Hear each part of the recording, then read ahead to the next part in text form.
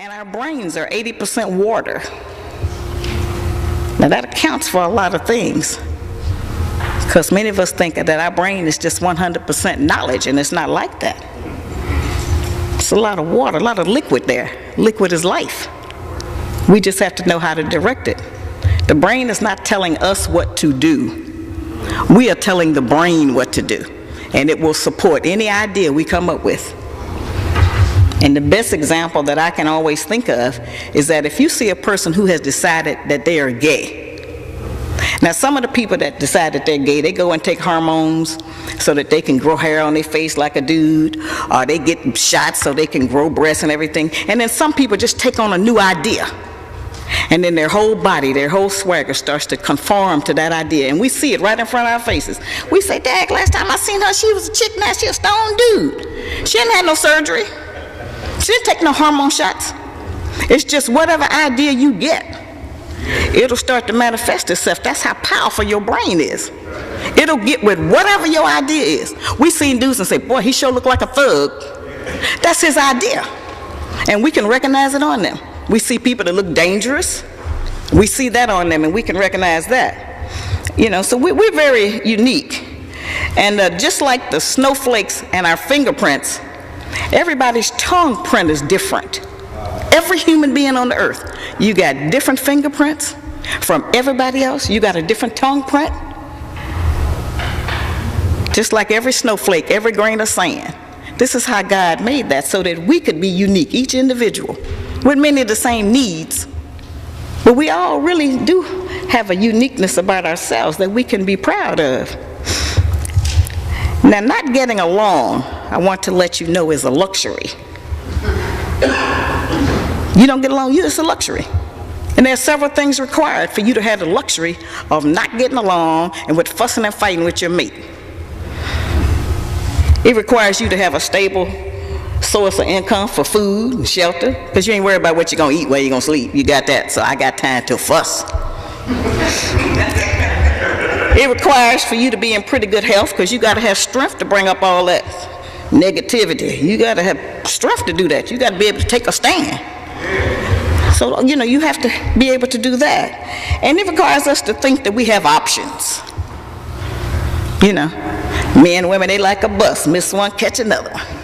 Well, I got news for y'all. That train has already left the station. It's not like that was. And it requires that we think that we have time. We can mess up, start all over, mess up, apologize, and this will just go on forever. We don't have that time anymore. What we have is just some basic major relationship problems, and they have been the same ones that we have had for the last 134 years. We 17 generations up from slavery, and many of our problems remain the same. I have a book called Are You Still a Slave? It's a test book. It lets you take a test and answer certain questions to determine how much of a slave are you still acting like even without a slave master. Since they put this into us, it's a lot of stuff we just on automatic. And we're the first people to say, well, you know, that's just how I feel. No, it's not. These are things that they put into us. And they certainly put into us not to get along with each other. That makes them the winner. In every civilization, on every continent, among every mammal, when the female mammal has to forage for food, fight and protect the nest, bear the children alone, and do all of those things, it makes her naturally hostile to the male mammal. Because she feels abandoned. Well, we have abandonment issues. It makes many of our men feel entitled to do anything they want to do, and we're supposed to go along with it.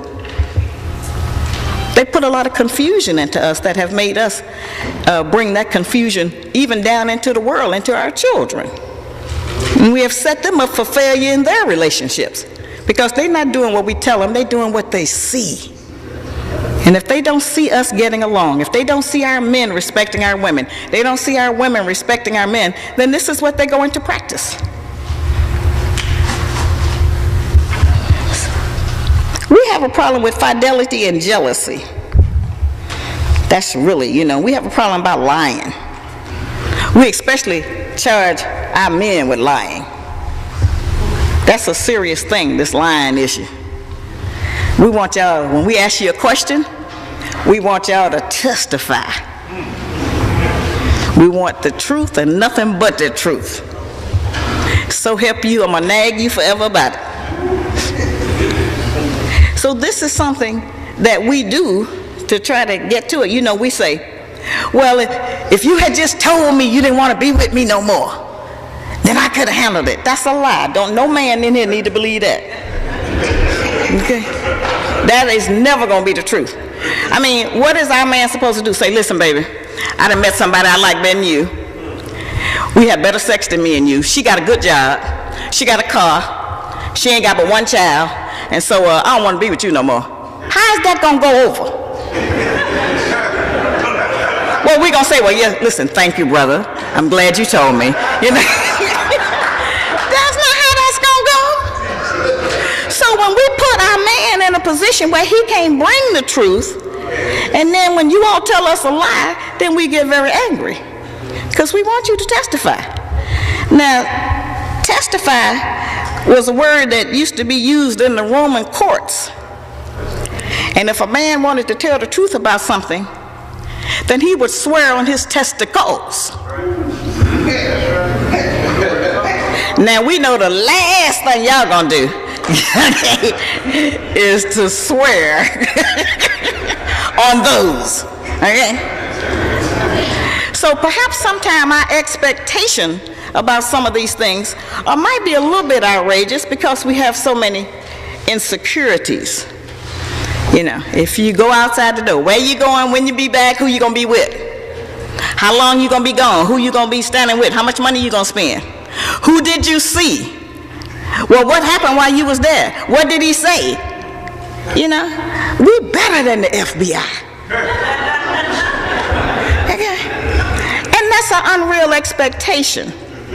You know, see, there are a lot of lofty ideas that we can talk about relationships, but we have to deal with some basic principles that we still haven't got straight. And people tell me all the time when I go out, they say, you know, I really like that sister because she down to earth. Well, hey, we live on the earth. This is where we have to be, down to this earth. This is the only planet we got life on that we know of. We live right here on this earth. And these are earthen issues that we are dealing with. And as sisters, we need to, this is a really serious issue.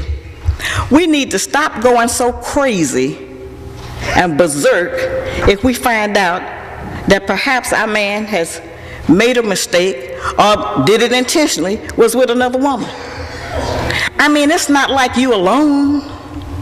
Every one of us women in here done had a man that was with somebody else. Because there ain't no such man that's going to be with no one woman for his entire 75-year life.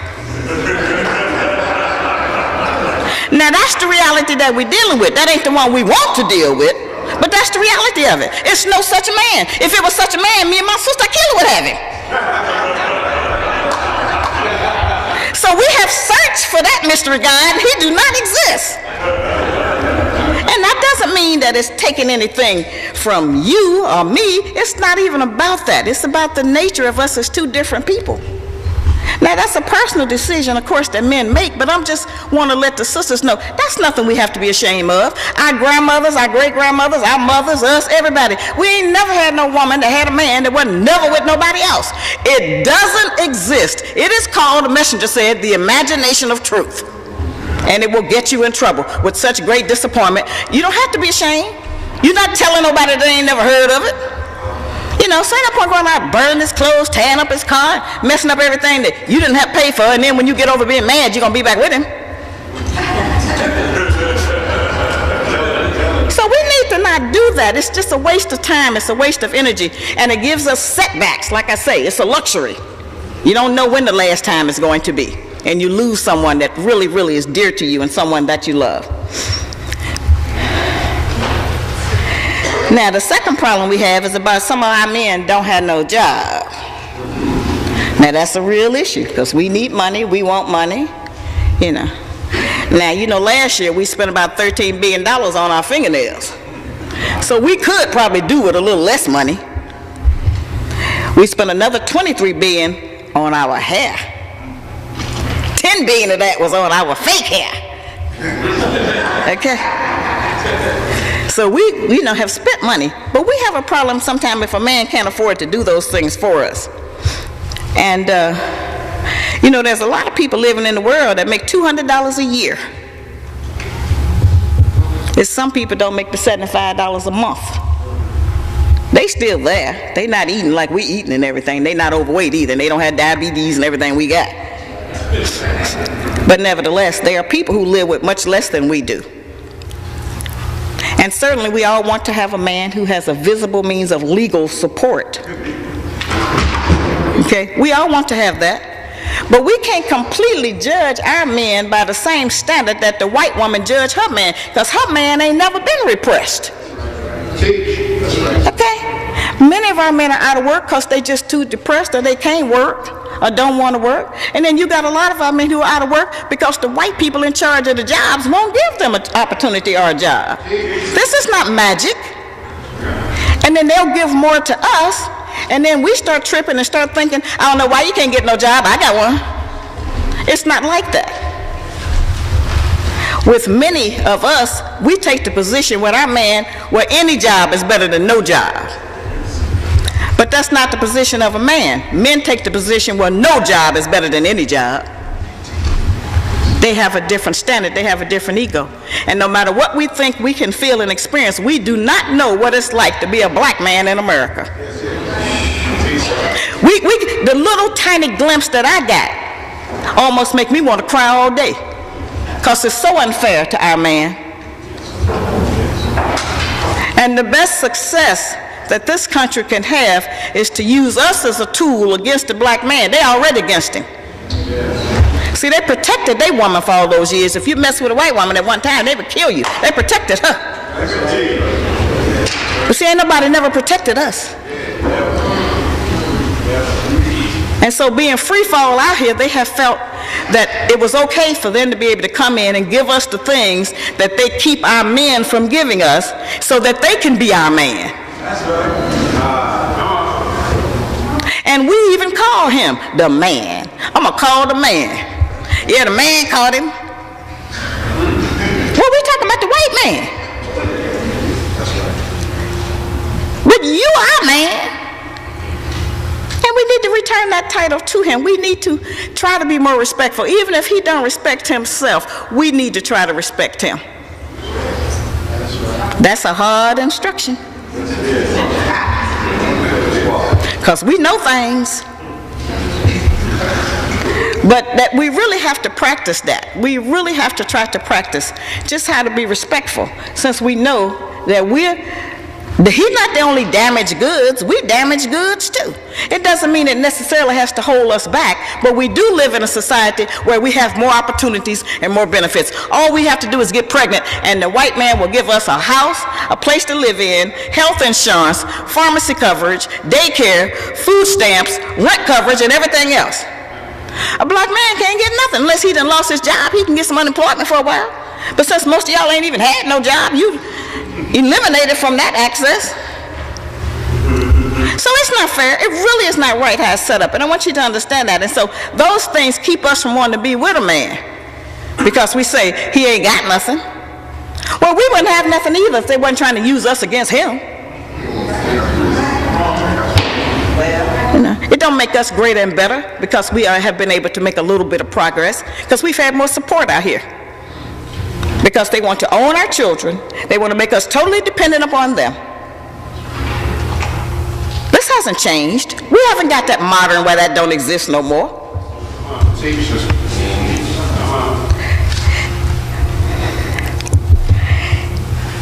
We have to stop looking at our men as sex objects. Now that's a turn, isn't it? That's how come you have so many sisters that's disappointed, because the only time they get along with their man is when they laying down. Once the man stand up, we don't want to be in it no more. He might tell us what to do or something. All bets are off. That's the deal breaker when you start trying to tell me what to do.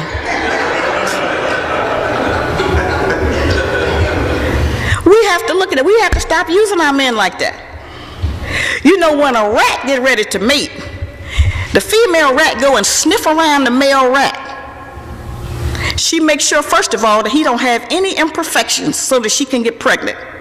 He can't have polio, he can't have diabetes, high blood pressure. He can't have heart disease or none of that, or she don't deal with him. And the second thing he has to do is to be able to go someplace and make a nest for her. If he don't have a home for her, if he can't dig a hole somewhere for her, then she said, I can't be with you. I'm going to find me another rat. Okay? So it's not unreasonable if the female rat can practice that, it's not unreasonable for us as black women to require that. No, I can't get pregnant because you ain't got nowhere for me and the baby to sleep. Okay? No, I can't get pregnant because tomorrow I might be hungry and you ain't got no food for me. What we gonna eat? That's important. So we can require that.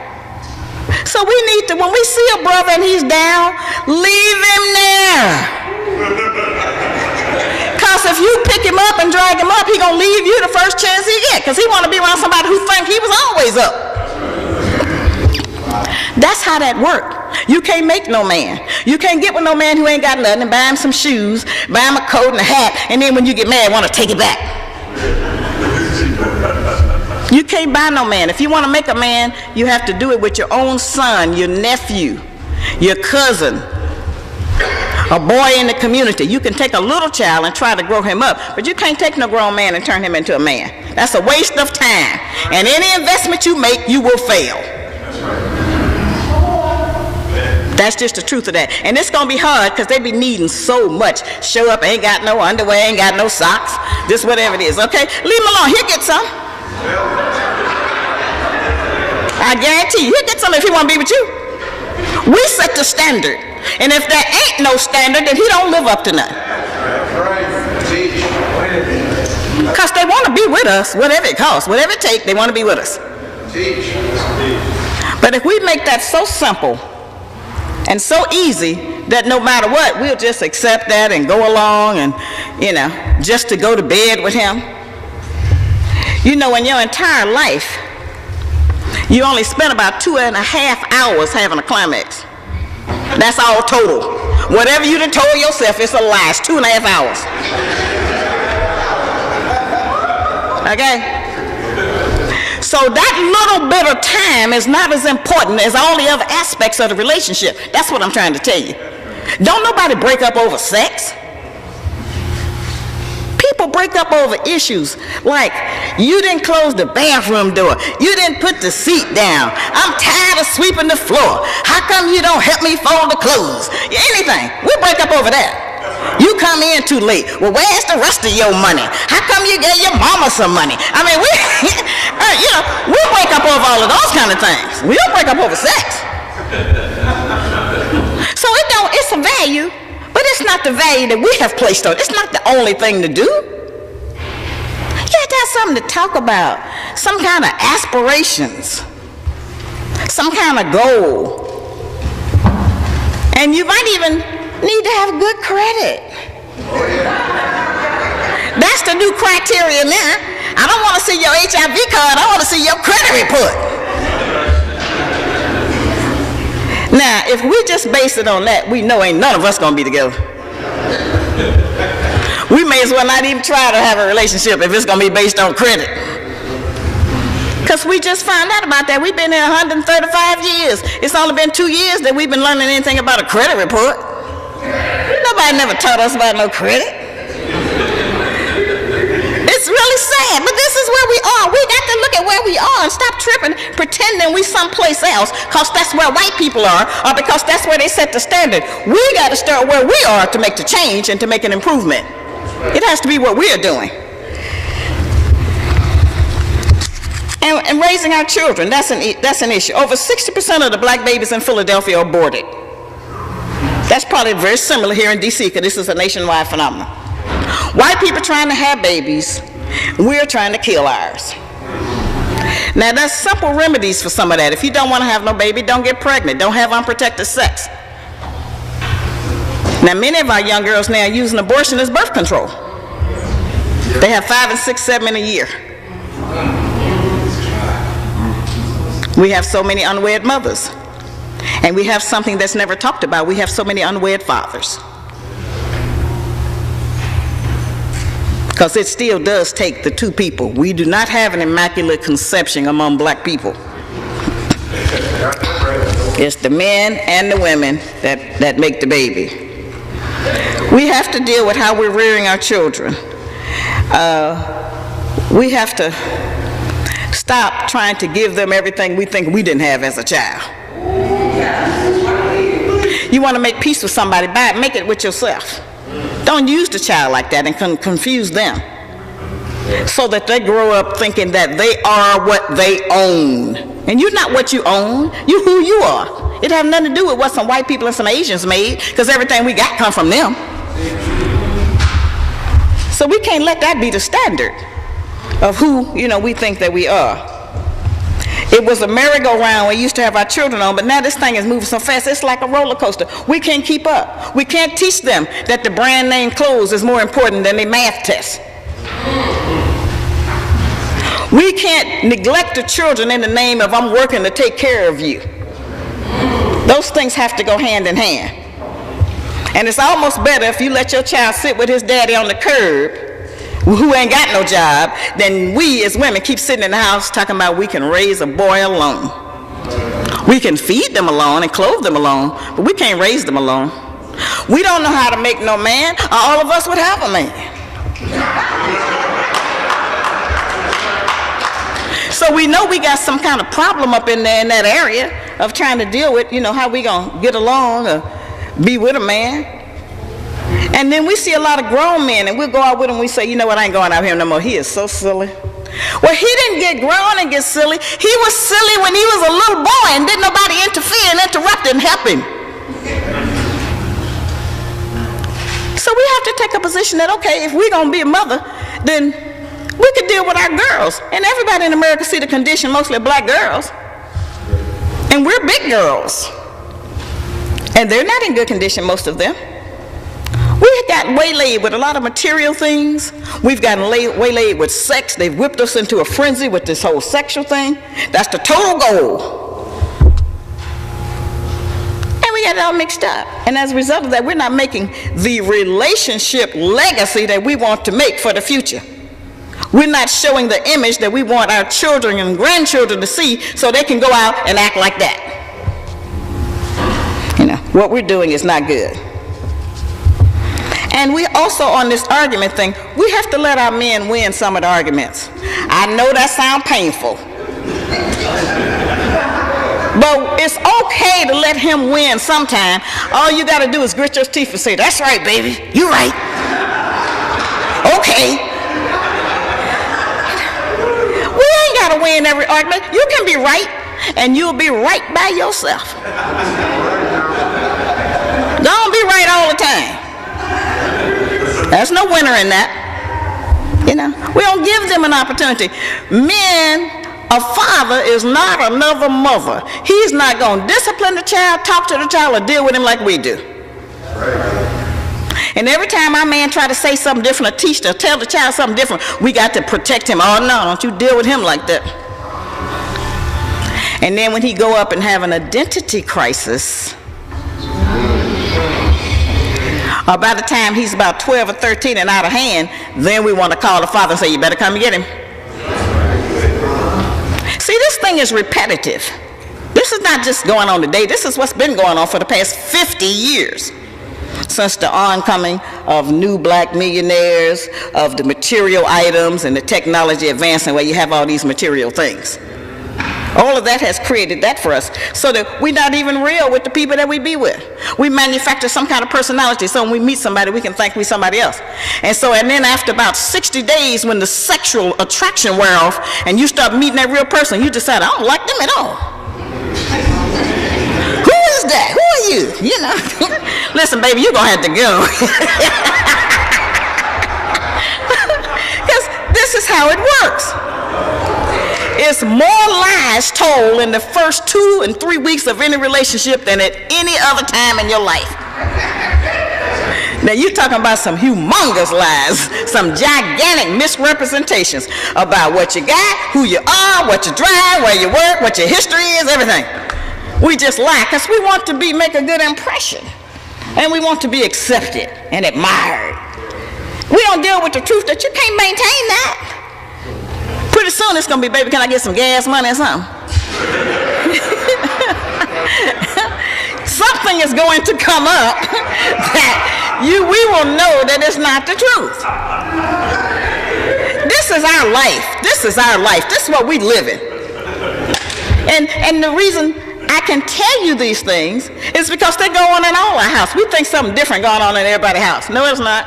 The same nonsense is going on in everybody's house. It's not different. You think you're different. It ain't different. It's the same. It's not different. Which is why we need a group solution to help us to start working on something. It's not to go out and join the organization. It's not to go, get in this club or group. You got to start where you at. You got to start at home, at the person you're looking at. Whether it's your family, whether it's your man, your woman, whomever, start trying to get along with them before you come out here in the street going to protest something to help somebody else get along. Sometimes we go out, we can't even make it back in the car from a protest. We be fighting and arguing in. This hypocrisy. That we all go into some kind of mass hypnosis and pretend it's not going on. It's going on, and it is destroying us year after year after year. See, we have one thing in common. We have a shared ancestral slave history. But we can't get away from that. We have come through the same thing. It's in us genetically. All our fears, our insecurities, our hatreds, hatred of self, hatred of anybody that look like us. All of that was bred into us. And so when those things come up, we have to be able to fight against it and say, no, I'm not going to do that because I know that's what they want me to do. I'm going to take a little bitty step. I'm going to try to just do something different. I'm going to try to do for self, some kind of way. And the sisters, we have to take our hearts, as I said, because I'm mentioning this again because this is so important. We have to take our heart out of our vagina. Okay? That's not where your heart is. Don't let a man win your heart because of that. He got to win your head. He got to win your respect. He got to, win your honor. And he has to try to help us. Not do it, because nobody can really make you happy. Happiness is a thing that you have to decide as an individual. And so all that, I'm looking for somebody to make me happy, you gonna be looking forever. You ain't gonna never get finished looking. Because that doesn't exist like that. You have to decide, you know what? He all right. I'm gonna hose him off, dust him down. We're gonna be okay. I'm gonna make it with him. I'm going to cook him some food. I'm going to cook, period.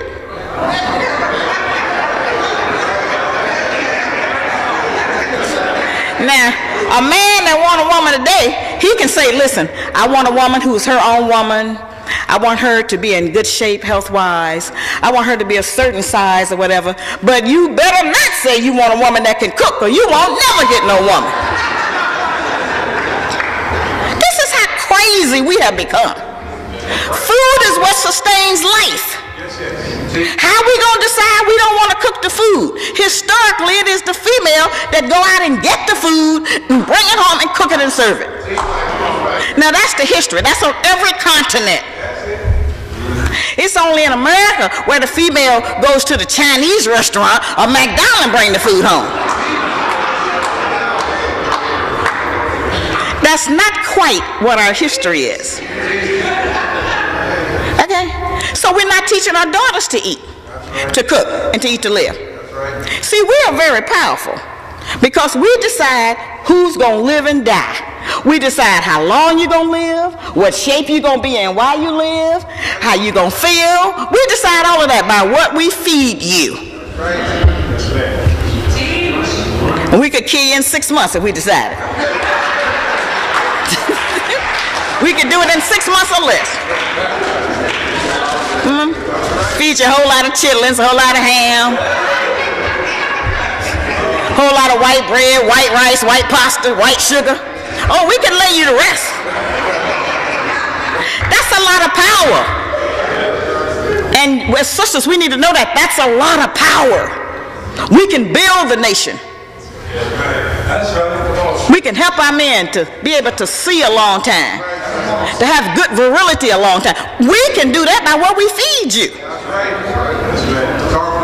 You know, fortunately for me, and the reason I look so good is that in 1967, I heard the teachings of the Honorable Elijah Muhammad, and he told me how to eat to live. He said, and you can look like this when you get old. Okay? But there's all kind of information out here now about how you can eat, how you can prepare food, get the children off the sugar. You know, we can't give up our culture just because we live in America. We can't give up being black because Barack Obama is now the president of America. Okay? We're not multicultural. We are one cultural. We are not African Americans. We are American Africans. That's a different result. We are what an African looks like after being nearly destroyed here in this country by the white people. That's important to know. That's why they don't claim us on no other continent. The Africans that come here don't love us, and we don't like them. And all we talk about is the motherland, Africa, until we run into a real African. And we know that. How many Africans come over to our house to have dinner? How many Africans do our children play with? How many Africans go to church or the temple with us and everything? None. We don't hardly even eat in an African restaurant. This is the confusion and the hypocrisy we practice. We have to start really just trying to deal with ourselves.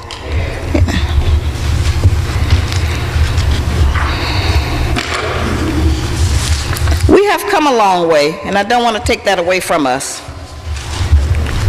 But things are getting ready to change. This is really the short crux of what I wanted to tell you tonight. Things are getting ready to change in this country. They're not going to change because of Barack Obama. They're going to change because of things that have already occurred before he got into the presidency, okay? We heading for some hard times. Now, I know we think we have already had hard times. But no, we heading for a different kind of hard times. And we will finally know the answer to what's love got to do with it. Nothing. It's going to be survival. Whole paradigm getting ready to change. As I said, not getting along and fussing with our mates is a luxury. You're getting ready to be surprised how good you can get along with somebody. You're getting ready to be happier than you ever been. Okay, all right? We're going to have forced unity. Got that right. Our priority lists are going to shorten. And we're going to find out that we can really survive with our own fingernails. We're going to fix our own hair. We're going to eat beans more than we ever have ate them. Okay?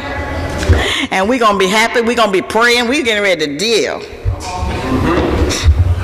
And words like keeping it real going to take on a whole new meaning. Okay? We have to be able to be ready for this time that's coming. We need to cut our spending some. All that time in the club, we need to try to stay home at night and see if it really will run us crazy. We're going to have to get our sisters off the street hanging out all night. We're going to have our brothers stop killing the rest of our people who are on the street with drugs. And if you got any guns, you better save them for your real enemy.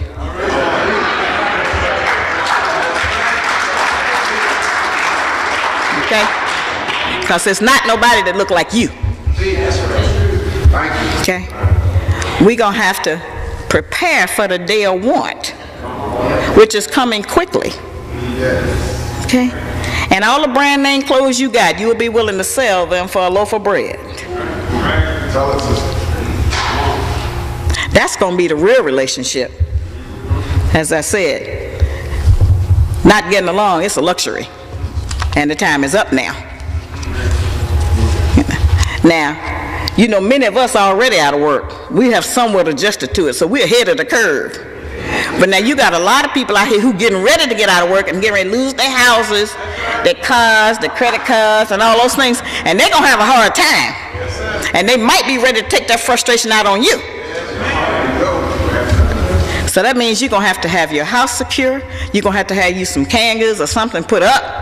And you're going to have to teach your children that they can't have every game that come out that the Asians put out for $49.95. We're going to have to shake these priorities and do this a little differently. And you will be surprised that as you are starting to deal with mere and sheer survival, a whole lot of them arguments, they're going to just dissipate. If there be any fights in your house, it'll be who ate the last beans. It is no longer going to be about, I know you was with her, I saw you with him. We're not going to do that. That's going to end, I'm telling you. And I want you to remember that I'm telling you this. That's a luxury. Your relationship legacy has to be one where you have set an example, where you lead by example. And you may have to talk to a whole lot of people before you finally run into somebody that makes some sense. Okay? It may be just somebody that's in peace. Because sometimes when a man especially is with a woman who is in peace, then he can produce more. He has the spirit to go out and try to do something. But you can't nag no man in the ground and then expect him to go out and want to give you nothing. It don't work that way. I know. And I know the same way you know.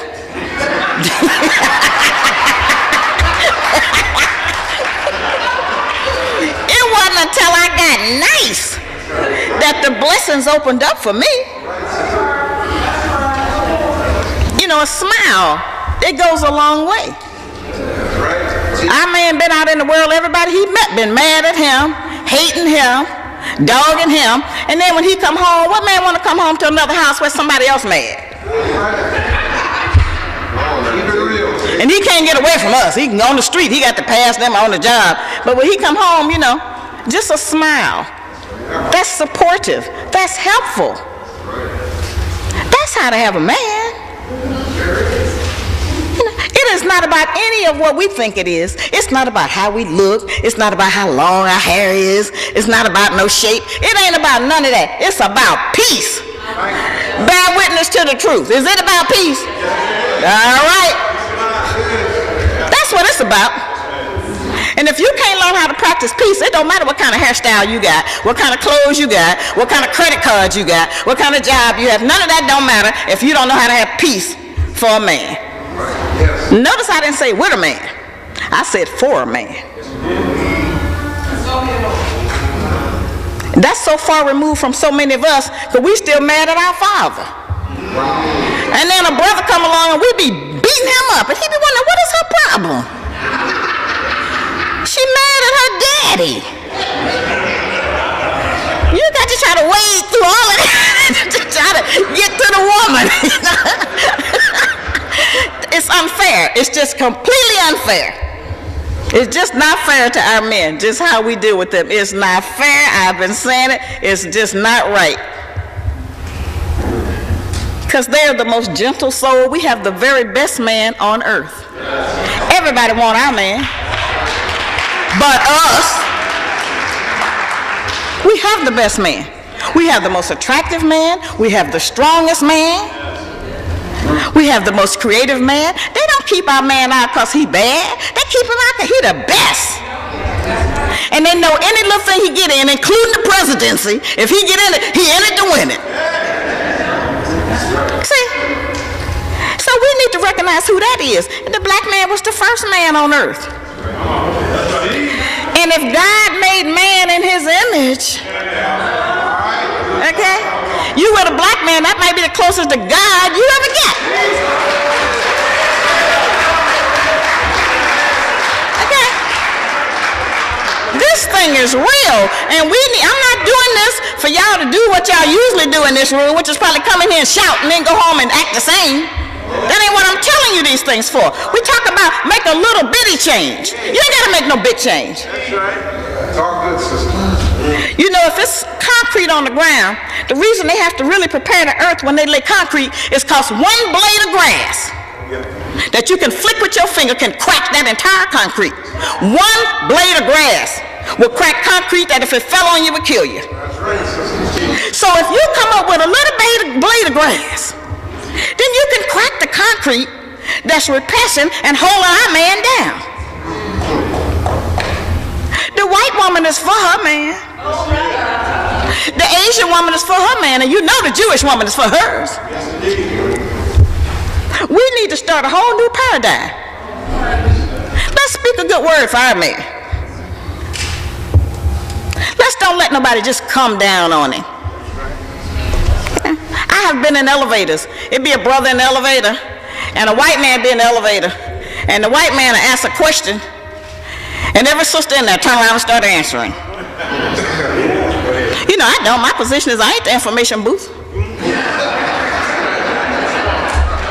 You know, but I've seen that. I've seen sisters walk past a brother and just won't even speak to him. That ain't right. That's not right. Teach. Talking good. You know, we have to do this thing differently. We have to make our man want to be with us, want to come home to us. And we also have to recognize that just like he's beautiful to us, he's beautiful to everybody else that see him. Okay? We don't have no lockdown on him being wonderful. This is just how it is. They're all beautiful. I know millions of them.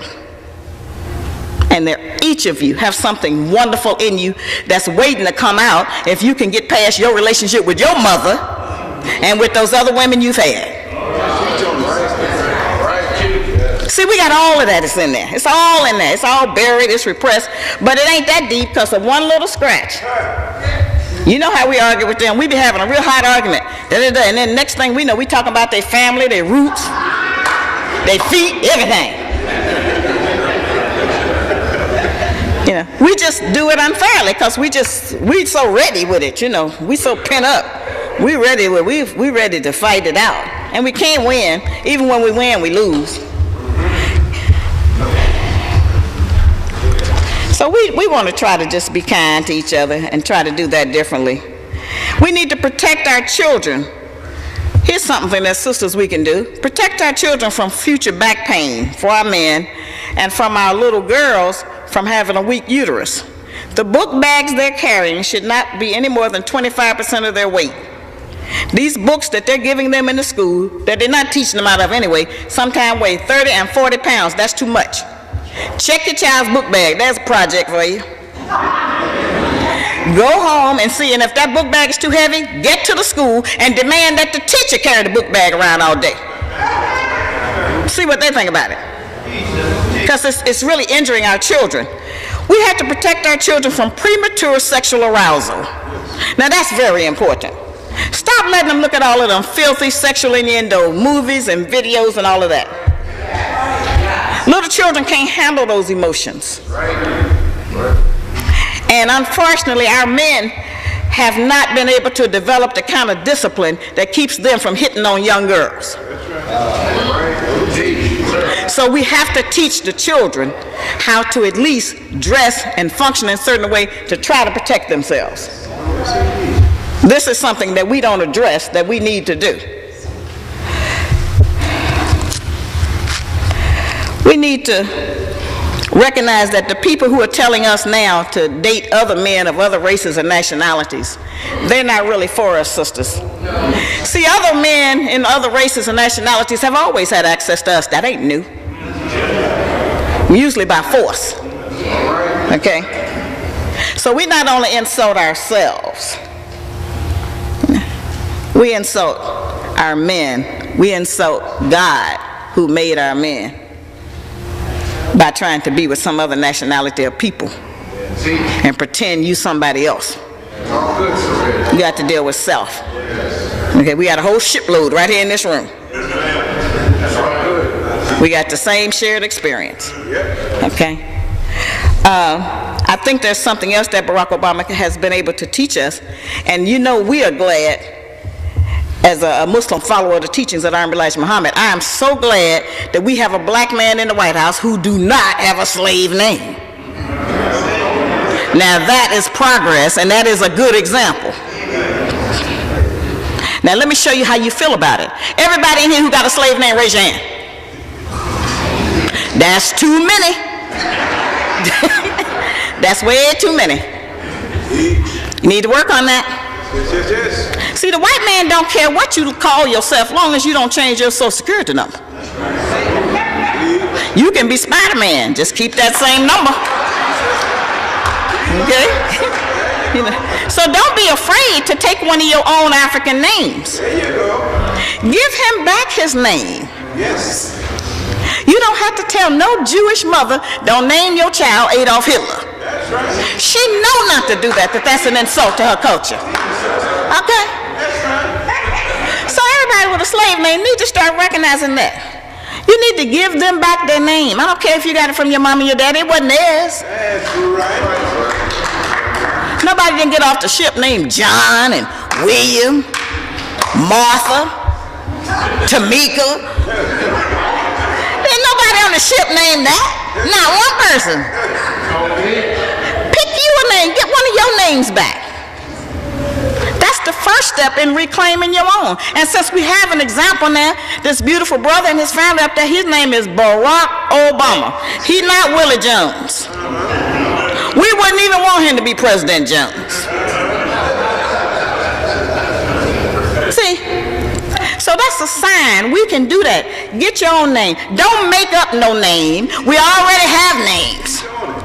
Get a name book. Get your own name. Then look at the power of signing your own name. Answering to your own name. And I get called everything. Shahrazad, Shahrazad, anything. It's all right. I say yes. Anything is better than Sally Mae. See? It feels good. I can flip that, and then I'll go play sometime, and they'll say, well, who do we make the check out to? I say, well, what you mean, who you make the check out to? I say, you make the check out to Shahrazad Ali. Oh, okay, sister, I didn't know. You didn't know what? So we ain't talking about you having two names. Okay? I don't want to see you and say, how you doing, Malik?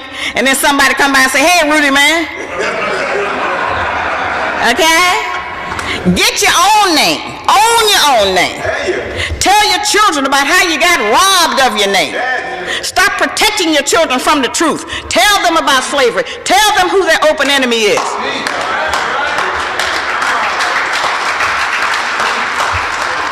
If not, we send them out to be slaughtered. They at a total disadvantage when they don't know who the enemy is. Or the white people tell their children who the enemy is. They certainly tell the police department. We got to stop trying to protect our children from slavery. Give them the history. I'm raising my 8-year-old grandson. He could probably come up here and teach as well as I could today. Because I've given him the truth. I've told him what's what. He's a black boy. He's going to grow up, inshallah, to be a black man. He got to know who is who. He got to know what to look out for, how to function, how to deal. We're not talking about putting fear in them when they're little babies. We just tell them the truth. You know the truth. And all that nonsense about, that was a long time ago. No, it wasn't. It was this afternoon. That wasn't a long time ago. It's today. Okay? But we are the best. I just want to keep reiterating that. We are the best. Leave here knowing you the best. We got a man that has survived hanging, having his penis and testicles cut off, and he grew a new one.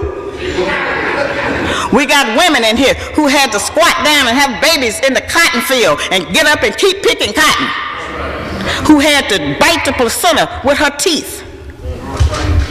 We got women who didn't never have time to get sick, who had to make a meal out of no meal. Okay? We have that in us. That's who we are. That's who we are as black women. We didn't come from weak stock. We came from good stock. That's how we are standing here today.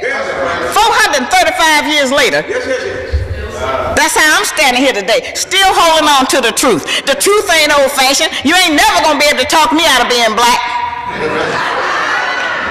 I'm not ashamed of it. I'm proud of it. I don't want no slave name. I don't want nothing the slave master gave to us, because everything he gave to us was to destroy us. Now that's the reality of what we're living. So I'm going to close now.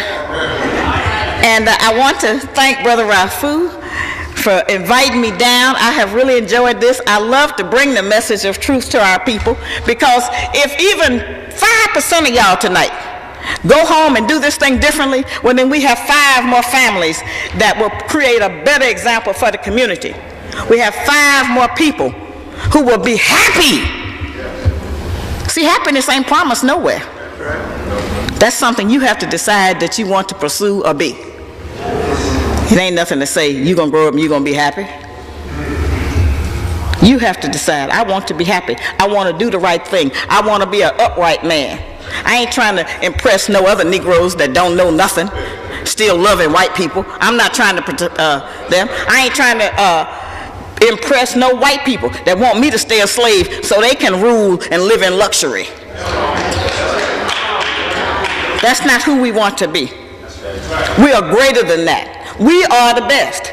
Every one of us is the best. I don't care where you came from or what somebody did to you. You still the best. If you're robbing banks, you're the best bank robber they ever had. You are the best at whatever you do. You just gonna be the best. That's just how God made it. Assalamu alaikum. Thank you.